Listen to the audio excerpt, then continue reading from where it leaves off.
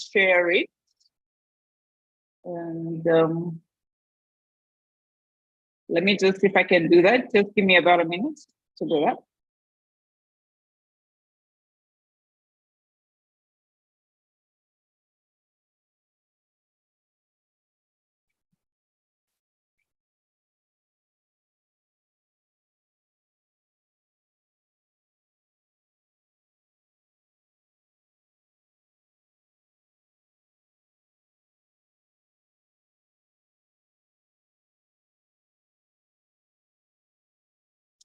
Just gonna try and do that in a bit.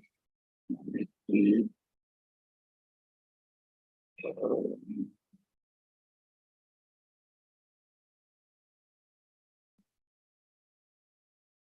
Okay.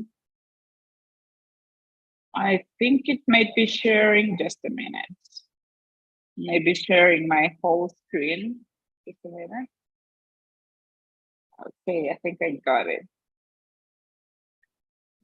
Okay.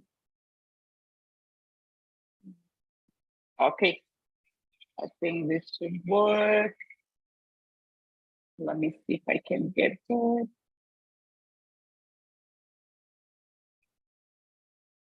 Okay, so I think I'll probably just read out from it. So I think to begin, let me start by playing the recording.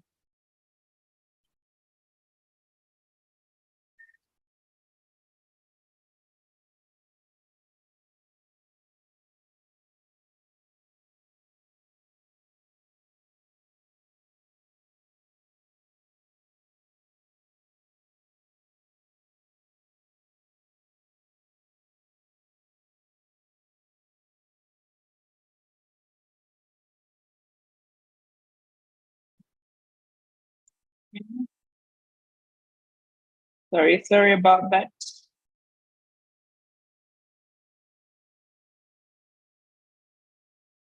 Let me just put this out and show.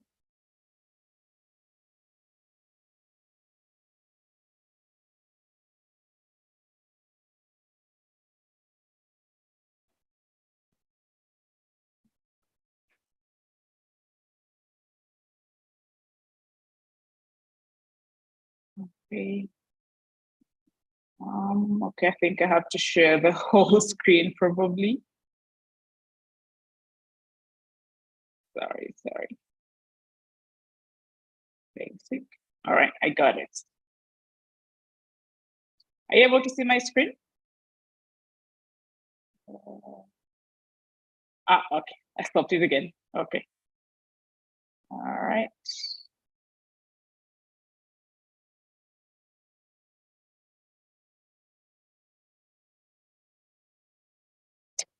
Okay, just a minute.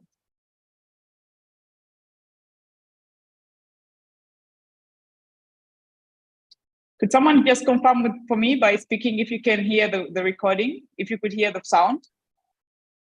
Not yet. Not yet. Can you hear it? No. Now you can hear it, okay. No. No. Sorry, Hannah, maybe we can proceed with the introduction of the speaker. Right, thank you. And sorry, we apologize for starting late. We had some technical issues, especially getting the live streaming link. Okay, great. Sorry about that. Okay then. All right, I think let's just proceed with the live streaming then. Okay, thanks, George. All right, please allow me introduce Professor Jane. Is a former research scientist and professor of political science and international relations at the University of Rajasthan in India. He's a former visiting professor at Binghamton and also Cleveland, Ohio, UBC, Canada, British Columbia, and many others. Today, Professor Jane will be speaking to us on the theme, the rationale and application of geopsychology theory to conflicts and war prevention in volatile regions. Professor Jane, you're welcome.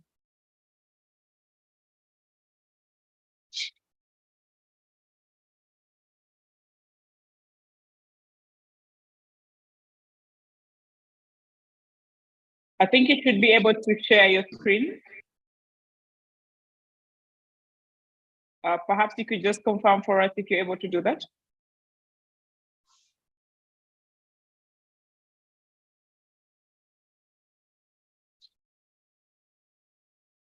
And he's muted.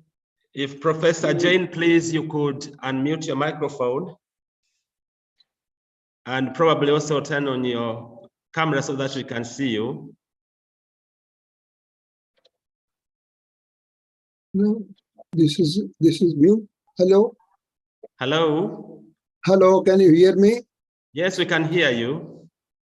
Okay, you can hear me now, but you can't see my. We can't see. You can't see. Okay. We can't. Okay, is there any problem? So should I go ahead with my talk? Yes, please go ahead.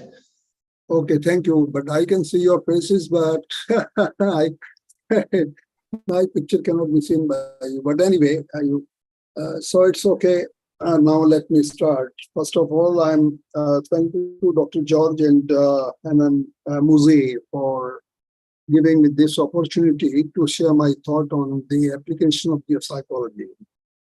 Now, before I talk about geopsychology, let me begin with the objective of the United Nations UN Charter. Now, UN Charter's main objective is to save the mankind, the succeeding generation, from the scourges of wars. The preamble to the UNESCO's constitution says, since wars begins in the minds of men, it is in the minds of men that defenses of peace must be constructed. Now, that is why I have been rather encouraged and prompted to work on geopsychology, that all human beings, as a matter of fact, they are the same, at the same level, but their thinking process, their belief systems, their perceptions, and their values differ from culture to culture, country to country, continent to continent. While I was presenting a paper on the geopsychology of India and Pakistan for the first time, long back, I could develop this idea of geopsychology. That what is important is the mindset of ruling leaders, mindset of non-state actors. They are important to understand the processes and structures of policy making.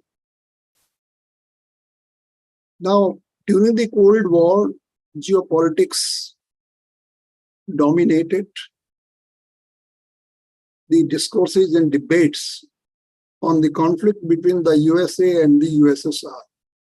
At that time, geopolitics was predominant in the thinking process of these two superpowers. Briefly, geopolitics was that way, in a way, replaced by geoeconomics in 1990s. It means geoeconomics became a prominent force in the decision making of public policy makers. Then I just thought that why geopolitics and geoeconomics, these two crucial, important, vital theories, could not explain the reasons behind conflict, violence, and wars. Why do conflicts take place?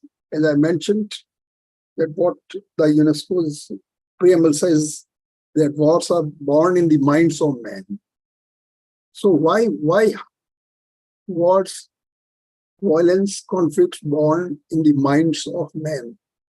Now, this is the crux of my talk, that geopsychology theory offers an alternative, a pragmatic alternative that I would explain to you later on. But let me briefly define what is geopsychology theory. The geopsychology theory is the geography embedded perceptions, attitudes, behavior, and belief system of ruling leaders, non-state actors, influential individuals, which are shaped by history, nationalism, religion, culture, and ethnicity. So we need to understand that geopsychology of a person, geopsychology of a ruling leader, geopsychology of influential actors, geopsychology of non-state actors. As a matter of fact, state actors have been studied so far. State as a principal unit of analysis, but non-state actors were ignored in the study of IR scholars, because they did not consider non-state actors as important, because all the treaties or all the decision making, as a matter of fact, is the reserve, as a matter of fact, is the monopoly of the state actors. So non-state actors were left out of the decision making. But what happened when non-military threats became prominent? Isn't it? After the end of the Cold War, the rise of new challenges and threats, which are known as non-military threats, non-traditional threats, in the form of terrorism, in the form of ethnic conflicts, in the form of climate change and all that, really compelled policymakers all over the world that how the new challenges and threats can be addressed and resolved. They did not find any answer. Perhaps they did not find. So I was toying with the idea of geopsychology that when we can address the issues, the problems of the people and the ruling elites, wherever, whatever capacity, but non-state actors have to be taken into account. Now, so far as Africa is also concerned, because most of the conflicts in Africa have taken place. They are not between states. Non-state actors. Non-state actors. Now, this sort of war, violence between non-state actors. So, what is the role of a state? What is the role of a state? So, GT, as a matter of fact, takes into account the perception and belief system of non-state actors, transnational actors who have the potential to influence the course of world politics. The days of the US hegemonism are over. Number one, this is my hypothesis. Rational choice theory is unworkable while dealing with violent non-state actors, because rationality does not function, it does not work when we deal with violent non-state actors. So what is the rationale of this theory? GT is relevant to understand the forces of hyper-nationalism, religion, culture, and geographical features that shape the perceptions, attitudes, and belief system of non-state and NGOs. Now, in this study, in my study on geopsychology, I've taken up the case studies. Taken up the case studies from South Asia. Now, South Asia means that is India and Pakistan. I applied this theory to the geopsychology of India and Pakistan.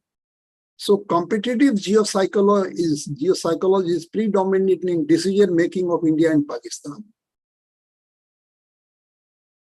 Now, if you remember it, I'm very briefly, I must say that when there is a cricket match between India and Pakistan, as if it is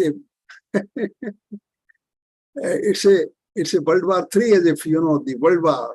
Okay, because we have to win the war at any cost. We can lose to any other country, but we cannot afford to lose, you know.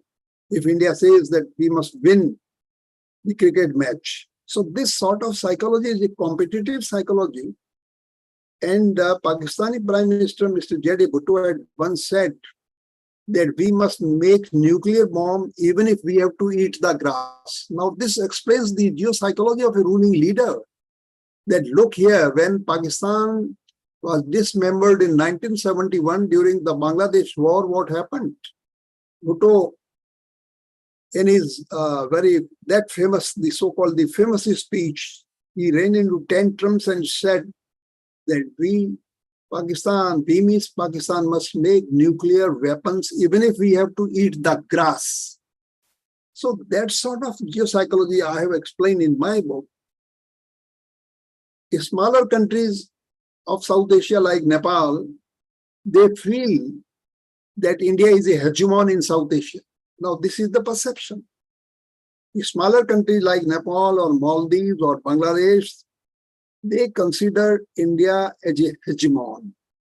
Now, this is the geopsychology of South Asian countries about India. And therefore, my premise, my hypothesis is that whosoever may be the ruling leader in Nepal or in Bangladesh or in Maldives, they are led by this perception that India is a hegemon, India wants to dominate. Now, this sort of attitude approach has brought, conflicts and wars between India and Pakistan. They fought 4 times, though the issue was, most of the important issue was the Kashmir issue was there. But the real issue is how to win the war and how to maintain its status vis-a-vis India and Pakistan. Okay, so this sort of geopsychology that brought, conflicts in South Asia. Now, this is, now the relevance, as I told you, the relevance of geopsychology is to understand the forces of hypernationalism. Now, hypernationalism, for instance, if you want to understand China's geopsychology, I will come to that part later on. The hypernationalism that we see in North Korea, that we see in China, that we see in autocratic regimes.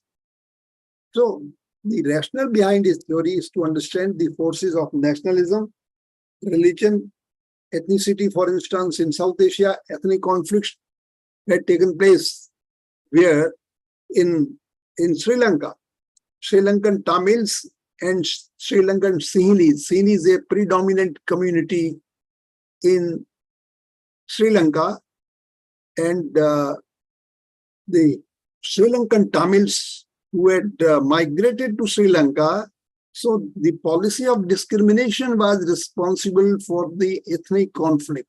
Perhaps this also applies to African continent, isn't it? Ethnic conflicts in Afghanistan is due to discrimination against minority. Discrimination is against minority. So it is generally said that in Africa, the conflicts and violence are taking place because of poverty, because of poor resources, lack of resources. I don't agree with this sort of premise. I will cite you the reasons. Africa is not a poor continent. It is the richest resource continent. Its natural resources have attracted outside powers to plunder its resources while keeping African people poor. Now, I do not know why ruling leaders in Africa could not realize this fact, that those powers, aliens or the foreigners who came to Africa for the sake of plundering its precious resources, maybe diamond or maybe gold or maybe so many natural resources abundant, but still why Africa is known as a dark continent. Who is responsible? Now, this is an important question, and I would apply this theory to African continent as well, that Africa is a major source of global gold, generating at least 870 metric tons of precious metal. It is a quarter of the worldwide output. Look here, gold, 1/4 of the worldwide output. And South Africa was the dominant gold producer for much of the 20th century. And today, gold mining is growing across the continent. According to the UN, Africa is home to about 30% of the world's mineral reserves. 30% of the world's mineral reserves, 12% of the world's oil, and 8% of the world's natural gas reserves. Is still poor. People are saying, because the leaders have been saying, the scholars have been writing that African countries are poor, except, South Africa, and ethnic conflicts are taking place, and therefore the UN keeping forces are there. They are active at least in 10 countries in Africa. So nearly half of the world's gold and 1/3 of the oil minerals, they are in Africa. So the non-state actors in African continent have been very active, and the conflicts in these countries are mostly between ethnic groups, not between states, mostly. So in my theory, I just try to examine that geopolitics cannot explain. Geopolitics cannot explain that, there were so many scholars in the United States, but they could not predict the collapse of the Soviet Union. You know it. When I was visiting a scholar at the Pennsylvania University of UPenn in Philadelphia, at the time I said that why are you spending, billions of dollars on unnecessary research? But who listens to us? Who listens to scholars? This is the problem. This I have explained. The billions and billions, and now you remember it that in the Afghan war, America squandered how much? More than $3 trillion. $3 trillion. Though President Trump had exaggerated the figure $7 trillion, but it was $3.4 trillion were spent where in Afghanistan, and America did not get anything out of that war, the longest war in American history. Why America lose despite sophisticated weapons, high tech and all that, armed forces, NATO forces, they are repeating the same mistake. In Ukraine. Ukraine is being provoked into war with Russia. I don't justify Russian invasion over Ukraine, but what I'm saying that America hardly, withdrew its forces from Afghanistan in 1921 because President Donald Trump realized the importance of geopsychology. I'm giving you the instance. Now, Donald Trump had frankly conceded that America got nothing. I'm quoting him. America got nothing in return for spending, underquote, $7 trillion in the Middle East. $7 trillion in the Middle East. That is Iran, Iraq, Libya, Afghanistan. Okay. So US policy hawks did not care to learn about the Middle East history. Why America failed? Please try to understand that despite massive, sophisticated weapons with high tech and with all intelligence inputs and all that, America failed because America could not understand Afghanistan's history or Middle Eastern countries' history, for instance, Iraq or maybe Iran, they didn't understand it. I told this thing in the year 2001, when I was debating with the American scholar. I told him, he said that I'm a super specialist on Middle East. I said, though I'm not a specialist on Middle East, though I know some little bit about the South Asian politics. But did you know Arab nationalism? Did you know Arab nationalism? I asked him a question. If you don't understand Arab psychology, nationalism and Arab psychology, you won't be able to succeed here in Iran or Iraq or Libya and all these countries. Because these people, they are very, very sensitive, very conscious about their history, about their culture. They are proud of that. So what happened, the Middle Eastern histories, let me explain to you that America, before attacking Afghanistan in 2001, after 9/11, America didn't understand the history and geographical terrain, because geographical features are equally important when a country goes to a war, isn't it? Launches an aggression against another country. So one must learn first of all about the history of that country, the history about the people, the history about their ethnicity, the history about their culture, local culture, values and all that. That would help them how to win war. Otherwise you will make enemies. This is what happened to America in the case of Afghanistan. So geographical terrain, very rugged terrain. America could not subdue Afghan people. They are proud of their history. Afghan people, you know, the Pathan, the Pashtun communities is in majority, isn't it? They can't tolerate it. So they have the, some social symbols. They have cultural symbols, because they have set, certain symbols for the people of their community, that they are known as social symbols, cultural symbols. Okay, so you have to honor them, you have to respect them. Otherwise, these people can continue to engage in war for years and years, isn't it?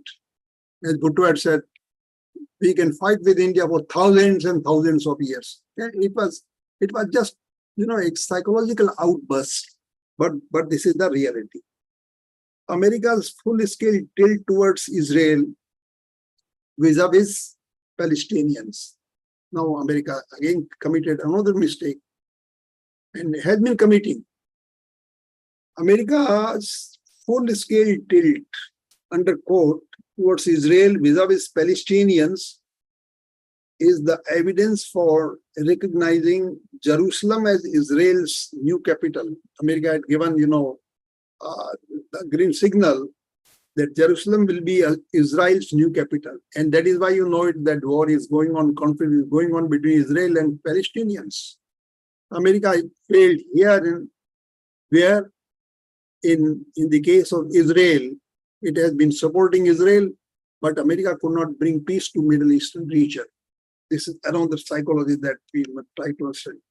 So what I'm saying is that it has stoked, anti-American sentiments in the Muslim world, anti-American sentiments in the world. Now, America fought, the toughest war in Afghanistan, as I have told you, because this social code is based on honor and revenges. The social code is based on honor and revenges, based on religious code of Islam. The code has its origin among Pashtuns, who honor every code as a sacred principle, isn't it? So Soviet Union failed to subdue Afghan people. It had militarily occupied Afghanistan from December 1979 to April 1989. Soviet Union forces were stationed from December 79 to April 1989. What did Soviet Union get? Any outcome, net outcome? No. The net outcome was the collapse of the Soviet Union. So, because of Soviet Union's failure to understand the history, culture, and nationalism of the Afghan people, that led to its defeat. Then America's military intervention failed in Iraq, Libya, and Yemen. Now, I've used case studies of the Middle East, as I told you, that without grasping the nuances and intricacies of domestic structure, cultural underpinnings, geographical terrain, and mindset of local leaders. This again is important. This applies to Africa as well. African countries applies. That African leaders need to engage non-state actors in the decision making. This is the point I want to make it. Because this is the war between, the ethnic groups. Local leaders are involved in the conflicts, and ruling leaders have failed to manage conflicts or violence in many parts of Africa. The reason being they have not engaged non-state actors. So local leaders must be engaged in the process of decision making, because they also feel it that we are the part of the decision making. When you ignore them, then there is the problem. So the mindset of local leaders, again, because it further needs intensive research on the role of local leaders in the decision making, because these are the influential actors. I'm giving this example that former President Donald Trump, I mentioned in my book that he should be described as a geopsychologist. Though he's a man, isn't it, of freakish nature? Nobody could predict his behavior, foreign policy behavior. Yet, Donald Trump understood the geopsychology of North Korean Supremo, the leader. He knew it that Kim Jong-un can wipe out Japan and South Korea. The allies, US allies, Japan and South Korea, because North Korea has nuclear weapons, missiles, and Donald Trump knew it very well that if he does not engage Kim Jong-un in dialogue, then this Supremo, North Korean Supremo, can take irrational decision, because he had threatened many times that I will wipe out Japan and South Korea from the global map. Now, so what did Trump do? He went to Singapore, he went to Vietnam to have dialogue with Supremo, isn't it? North Korean leader, he is not even 40s, 30s. Just a child before him, isn't it? Maybe Trump a grandfather.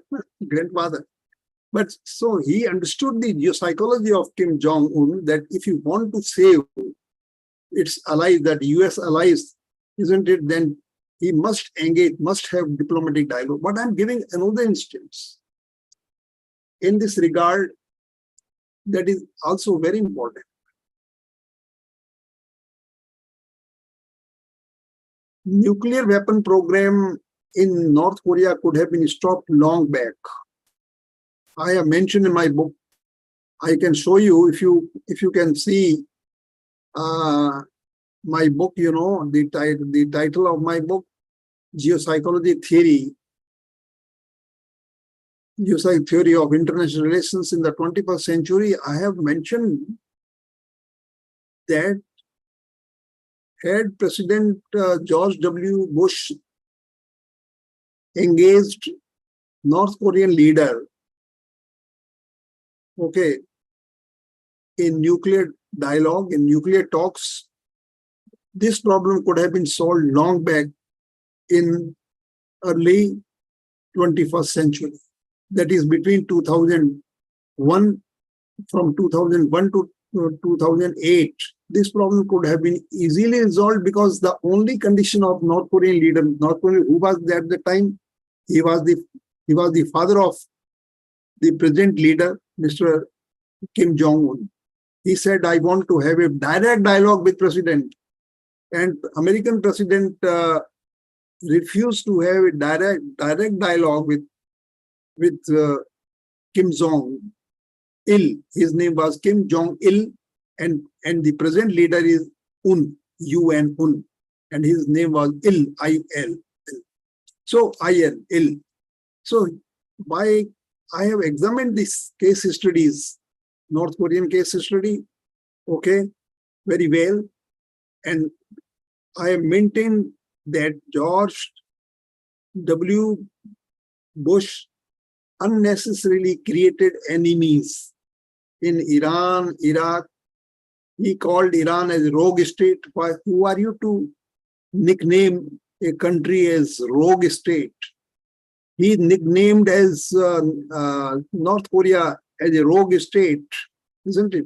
So unnecessarily you are creating a kind of animosity, hatred in the mindset of the leaders in these countries. So that is why the problem became more intense. The problem could not be resolved. Rather, America did not get anything out of its military intervention. Now, if you take up the case studies, right, long back, there was a war between North Korea and South Korea, North Korean and South Korea in 1950, and that war had lasted for 3 years, 1950 to 53, isn't it? American forces had participated, Soviet Union forces had participated, Chinese forces had participated. Okay, America had lost not only its soldiers, but it had invested, in billions of dollars. If you calculate by today's calculation, so what did America got? What did America get? America did not get anything out of its participation in the Korean War in 1950. America failed in Vietnam. What did it get? It did not get anything in Vietnam. What did it get in Afghanistan? It did not get anything. So my argument is that had America exercised rationality in decision making and also had America involved non-state actors, isn't it? America could have saved trillions of dollars. Now, this is my hypothesis, and I have proved it in my book by citing examples and evidences that America has unnecessarily invested its money and energy and everything, and it is again committing mistake, by provoking Ukraine that we are going to provide you this thing or that thing, weapons and everything, whatever you need, that we are going to give it. NATO forces, again, they are also very active here in Ukraine, whatever it may be. This conflict, Ukraine conflict, was avoidable. It was avoidable. Had America not prodded Ukraine, okay, why do you want to include Ukraine in NATO? It means that you are going towards the doorsteps of Russia. I'm not justifying it, but I'm saying that any country for its national security will behave like this. And America did not understand Russian nationalism, Russia's history, Russia's culture. Again, if you apply this theory to Ukraine, you will also find, because this is the very important area of research. The researches can be conducted in the case of African conflicts, isn't it?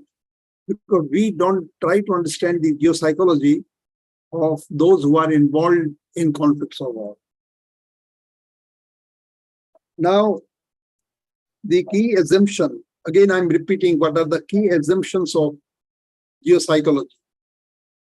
Number one, non-state and transnational actors are primary actors. This is my assumption number one. Non-state and transnational actors are primary actors in international system capable of influencing the course of global and regional politics.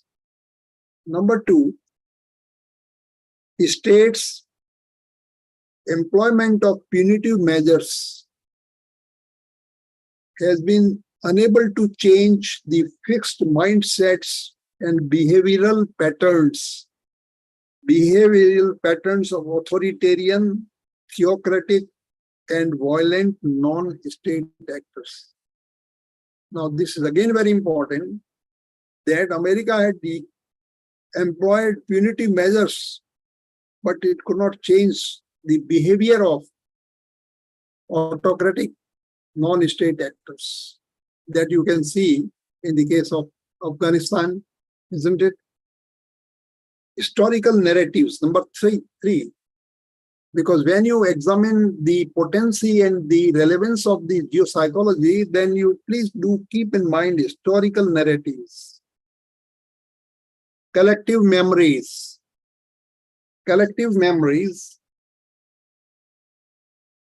and forces of nationalism shape perception of authoritarian and non-state actors, historical narratives. Then rational, and finally my fourth hypothesis, that rational choice theory is unworkable in dealing with, because this rational choice theory became very prominent in America while I was teaching there in America. So I told them that that this rational choice theory may be applicable in the minds of American people, but it is inapplicable when we apply it to global South, isn't it? So the mindset and the mindset of the global South is different, from the Western mindset, and they couldn't understand sort of the history. So these are the key assumptions which I have tested through my case studies, isn't it? I took up China as a major case studies, and now US. I'm quoting from Robert Gates. Robert Gates, former Defense Secretary, he writes. I'm quoting. He writes, "Washington has become overly dependent on military tools." Robert Gates, very thoughtful, perceptive scholar, administrator. He was the former defense secretary. He writes that America has become overly dependent on military tools and seriously neglected.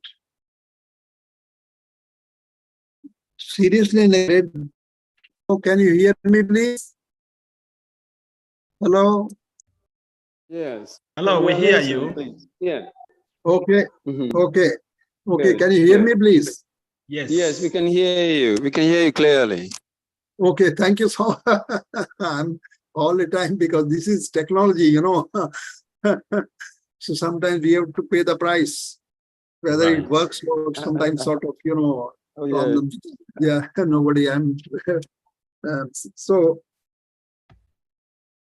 So he said that America is overly dependent on military tools and seriously neglected its non-military instruments. Here, please mark non-military instruments of power, which have withered and weakened as a result. He further writes in Foreign Affairs essay titled "Over-Militarization of American Foreign Policy." Over-militarization. So, militarization, this is very important to understand. This article, which had appeared in Foreign Affairs, July-August 2020, Washington should reduce its commitments abroad and focus on problems at home. It should. So, what's okay? Is there any problem? Hello? Hello, Yes. everything is okay. We Oh, hear you, we everything- hear you. Okay, hear you. Now I can see your faces. Okay, Richard. Okay, thank you, George. Okay, now I can see your smiling face, so I can go ahead with. Okay, thank you. So now, Islamic scholars like Richard Falk. Now he's a great peacemaker. You know, if you just Google his name, Richard Falk. So Richard Falk also gives advice, as a matter of fact, all the time, from time to time, and he's engaged in several UN peacekeeping forces, commissions, this thing or that thing. So he has been advising, and he wrote a blurb to my book, Richard Falk. Okay, so he has written very clearly that this geopolitical theory breaks new grounds in the field of international politics because it provides new light, and at the same time, it is quite relevant. So now these are the key elements. Now, Andrew Rudin, in the case of Afghanistan, I have told you that in its history, America has been fighting one of the longest and toughest war in Afghanistan. As I mentioned, much of the mess is a direct outcome of the US policymakers' poor knowledge and understanding of Afghan history and its craggy geographical terrain, its local cultural values and diverse ethnic composition. This diverse, as you find in Africa also, diverse ethnic composition. So Andrew Rudin, a political scientist at Rand Corporation, also subscribed to my view that American strategic planners had a poor knowledge about the Afghan society and culture. In his new book, this book I'm just give, please, you can note it down, The Institution Building in Weak States.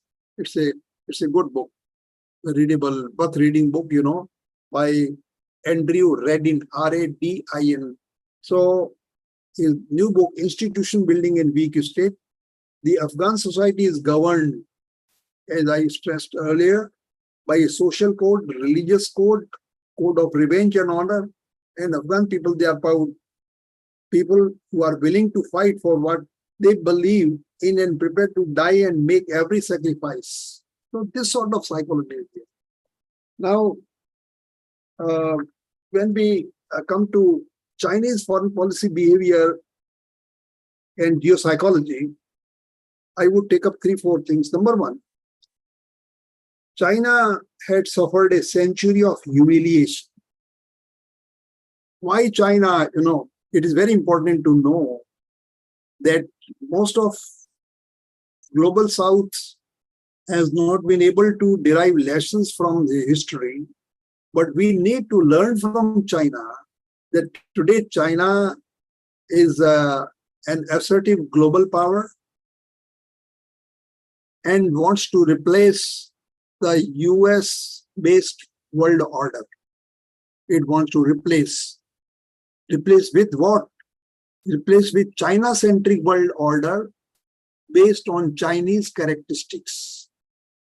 Now, please, I'm particularly putting emphasis on China's psychological behavior. Geopsychology try to understand that China would not have been, you know, a global superpower today had it not suffered a century's humiliation. It had suffered a century humiliation. The Opium War, 1839 to 1842, through European invasions to Sino-Japanese War, 1937 to 1945. Its wounds are still afresh in the Chinese psyche. Now, in case of India, you know, the impact of Gandhi has been so tremendous, isn't it? That we have forgotten that what the British did. So in case of India, it is entirely different because of the impact of peace and non-violence, isn't it, of Mahatma Gandhi. that you please forgive your enemy.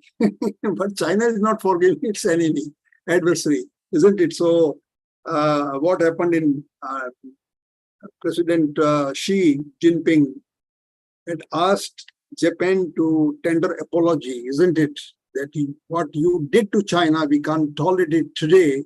And in 2015, in parade, military parade, he had said that look here, my Chinese friends and my Chinese brothers, that China should never forget what, the aliens had done to us, foreigners had done to us, isn't it? And therefore we have to rise and rise and rise. And for that, you have to make sacrifices. You have to make sacrifices. We have to learn the lesson from that. Otherwise, a nation cannot build up its strength, its energy, and it cannot give, lessons even to its neighbors and all that. Number two. Secondly, China is proud of history, culture, and civilization. What was that? The Middle Kingdom mentality. China is still very conscious about its Middle Kingdom mentality. China was not an inferior nation. China's history, in terms of GDP or in terms of per capita income of the people, China had outscaled, United States. So those facts cannot be denied. So China's rejuvenation as an assertive and influential global actor to reshape the global order. Right, to reshape the global order. Now, this sort of ambition, and that is why, China has been able to pioneer the causes of the BRICS or Shanghai Cooperation Organization or its Belt and Road Initiative. America is also puzzled to know, $1 trillion project, BRI.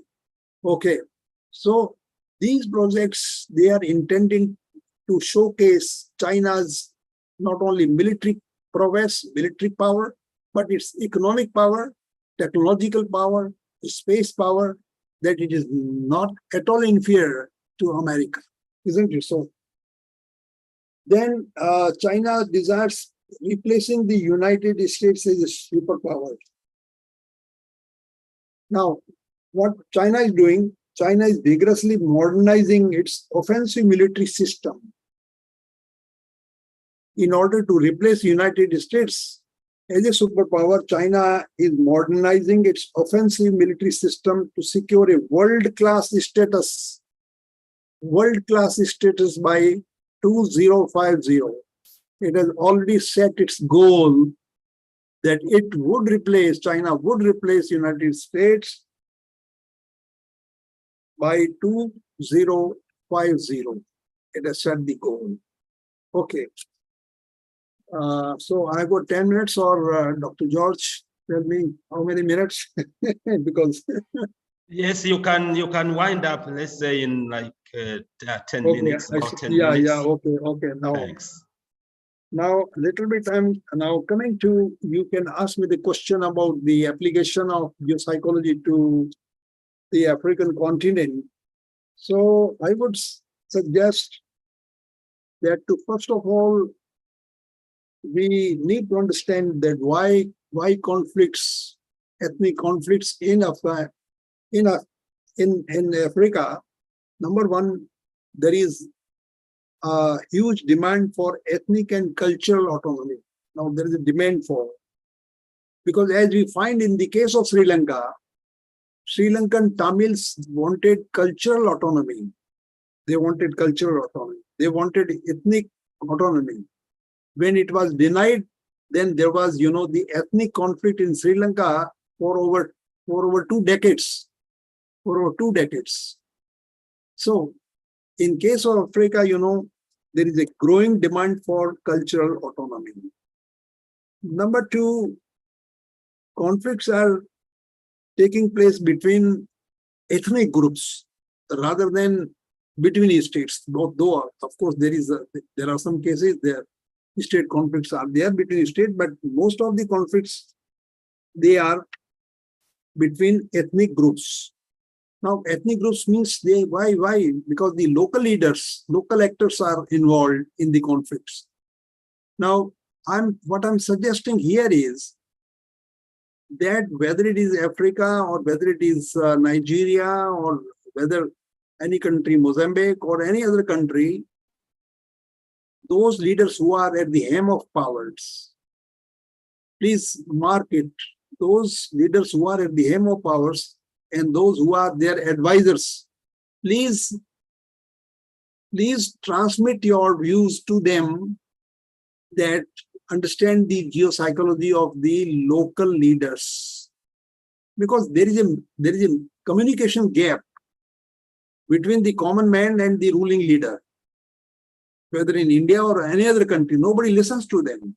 Even in America, so many scholars working on peace and conflict resolution in America, but president takes his own decision, isn't it? People were against sending troops to Ukraine, but ultimately Biden took the decision to send military weapons and all that. So causes of ethnic conflicts, I think there are three factors. Economic factor. Economic factor has been identified as one of the main reasons. Competition for scarce resources. Economic factor means why there is a competition for scarce resources. Though I don't agree with the scarce resources, but scholars say, but economic factor is there. Number two is the psychological factor. Now, psychological factor is the main cause of ethnic conflict in Africa because of the fear and insecurity of ethnic groups. This is important, fear and insecurity. It has been said that non-state actors or local actors build upon these fears. Now, there is growing sense of fear and insecurity among ethnic groups, and local leaders exploit them. What I'm saying, local leaders exploit them. Okay. So they build upon the fears to polarize the society. So local leaders, local non-state actors, they polarize the society, and the memories of the past trauma are magnified by the local leaders. And the third reason is theory. I have applied the Rawls theory of distributive justice. You already know it, Rawls pioneering work on distributive justice. So distributive injustice to minority ethnic groups. Distributive injustice. Now, Nigeria is Africa's most populous country. It has a home of 250 linguistic groups. So trends show an increase in non-state conflicts in Africa. So effective conflict management institutions are required. Effective conflict management institutions, isn't it, are required to reassure that there will be no ethnic conflicts. Now, what is the advantage of that? The advantage is that if there are no ethnic conflicts, then there will be more investment, foreign investment in that country. They will bring capital, they will bring resources, they will bring technology, and that would be beneficial to the local people. So I must thank you again for giving me this great opportunity to share my thought on the relevance, rationale, and application of geopsychology. So friends, if you've got any question or concern, I would like to tell you frankly that you can remain in contact with me through via email, Jain BM, very simple, Jain, Jain, Jain, B for British, B, M for Massachusetts, Jain BM 2001 @gmail.com. I would be happy. And scholars at this university can do research. I will be happy to publish in our journal, Indian Journal of Asian Affairs. You can Google.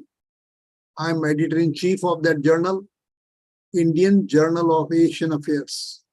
So I can carry your articles on geopsychology of African country, African continent, or you can take up the case study. You can take up the case. It is not necessary that you are going to study in full, isn't it, African?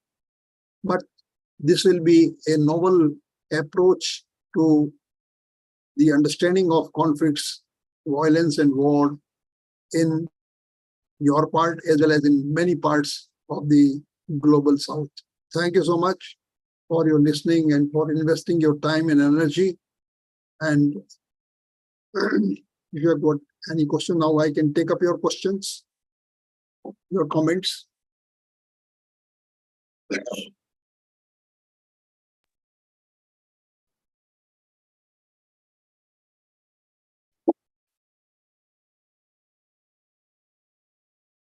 Thank you very much indeed, Professor Jane, for this wonderful presentation. I wish you could actually talk more, but now we don't have enough time for that. But for sure, we will invite you again to come and talk to us. It's a pleasure having you. And as you said, we welcome now people for comments and questions. Thank you for joining Global Peace Studies for Sustainable Development in Africa. Okay, thank you. Thanks. You're welcome. Okay. So we are still letting the talk sink in our minds because there was a lot of information, very useful. And I could see there was a lot of empirical information as well.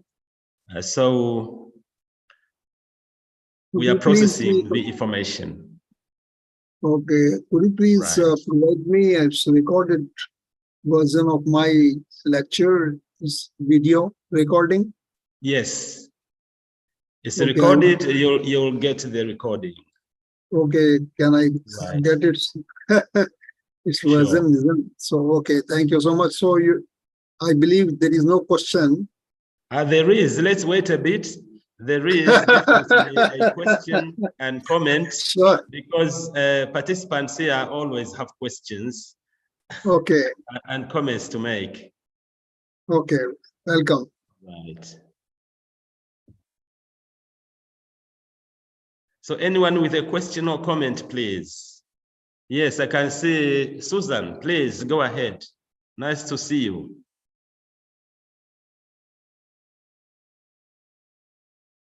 Susan Mwangi, you're welcome. Yes, please. Good afternoon. Afternoon to you. Yes, nice to see you too. It's been long. I have listened to Professor talking about the place of psychology in the conflicts in the African continent. And while I appreciate the fact that psychology plays a very big role, and that to deal with conflicts, therefore we need to deal with the mind because it's all in the mind. I would also wish to hear, especially in an African continent where there is a very thin line between greed and grievance. As far as the professor has presented, where does he place economic factors in the escalation of wars and proliferation of small arms and light weapons, in the light of the fact that it may not be necessarily as much as it's the mind, there is also the economic aspect of it that may not be so much the mind. It's a real need. It's a real economic need. So, Professor, what is your thought on the same? Okay, what I could understand from your question Now, economic factor, if we try to understand the state of affairs in global south, recently G20 meeting took place in New Delhi, India. There, the main topic was how to deal with poverty. Very important, because geopsychology of the poor people, what is their geopsychology of the poor people? The geopsychology of the poor people everywhere where poverty is there, poverty persists, that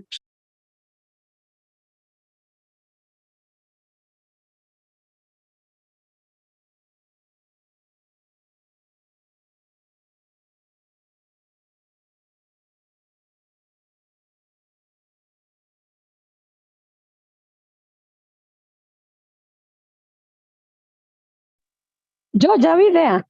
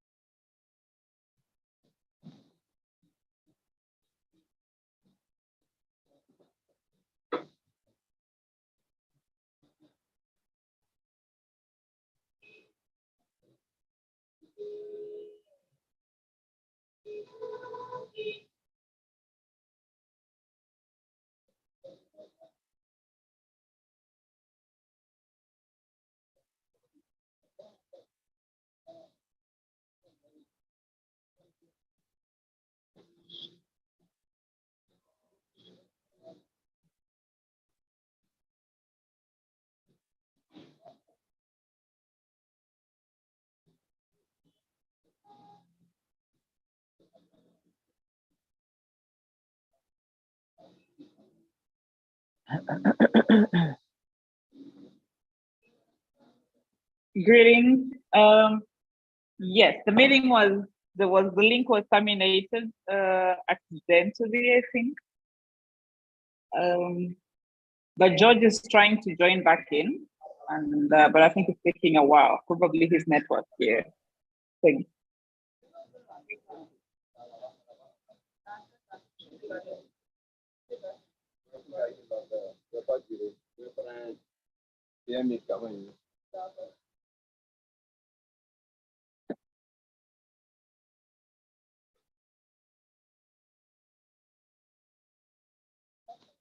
Awesome.